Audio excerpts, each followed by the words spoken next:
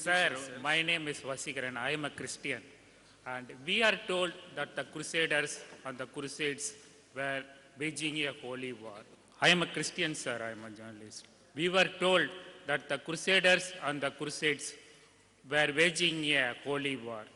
And now after seeing the films, we know how much terrorism they did to the innocent Muslims. And do you not think that this religious terrorism started from these crusades?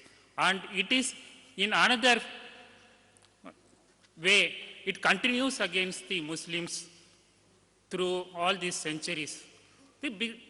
Now this terrorism seems to be in another phase, and why these Westerners are always, after the Crusades, continuing this sort of thing against. Brother asked a very good question.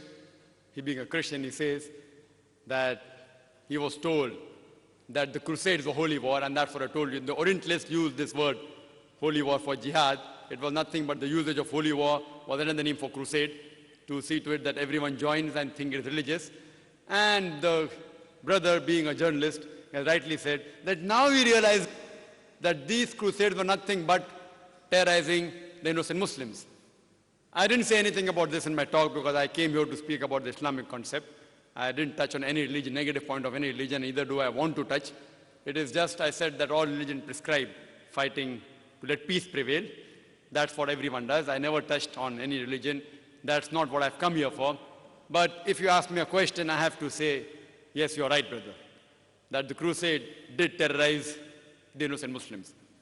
And that's how it has continued. And now, the same thing what they do, they are now saying the same thing to the Muslims, which if you analyze, you see in the world around you. You see in the world around you that how many people are actually accepting it. Today, Islam is the fastest growing religion in the world. There may be still incidences somewhere in the world. There are black sheep in every community. But you will not be able to point out as a whole that where in the world are people forcing other non-Muslims to accept Islam at the point of the sword. No way. In fact, they are getting harassed because they are Muslims. Now, this thing can only be solved if you go back to the Bible. If you read the Bible, Jesus Christ, peace be upon him, he said, it's mentioned in the Gospel of Matthew, chapter number 5, verse number 40-41, it says that if anyone strikes you on the right cheek, offer him the other. If anyone strikes you on the right cheek, offer him the other. If someone asks you to walk 1 mile, you walk with him twain. If someone asks for the shirt, you give him the cloak. So Jesus Christ, peace be upon him, a messenger of Almighty God, he shows us how peace should prevail. He said, love your neighbor.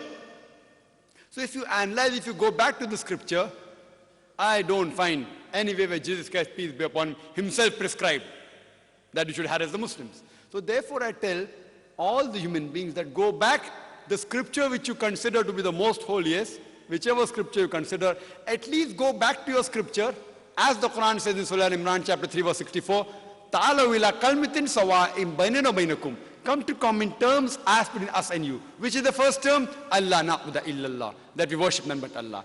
Hope that's the question.